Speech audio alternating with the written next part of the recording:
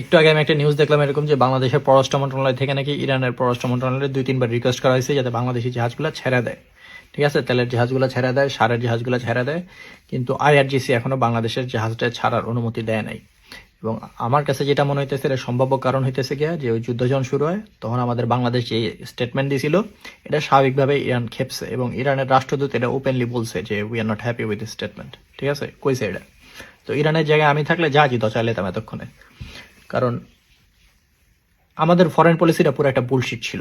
ঠিক আছে, মানে আমি আন্ডারস্ট্যান্ড যে হ্যাঁ আমেরিকা প্রেশার দিছে আপনারা এটা করানোর জন্য, কিন্তু আপনার তো আপনার নিজের কথা চিন্তা করতে হবে, তাই না?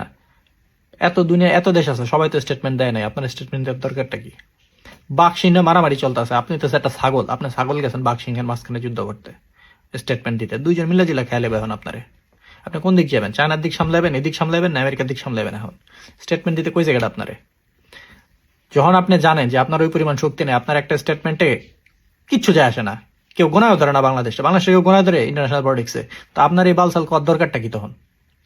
চুপচাপ থাকেন, তা না গেছে স্টেটমেন্ট মারাইতে তখন। কারণ ঠেলা সামলান এখন, যদি জাহাজ না ছাড়ে কি করবেন? কিচ্ছু করার আছে আপনার? আমেরিকার তাই দুষ্ট আছে না, আর আপনার কারা? কোথায় জনগণের ইয়াটা বাড়াইলেন এখন? এই বালের ফরেন পলিসি লাইছে না পররাষ্ট্রমন্ত্রী সামলাইতে না?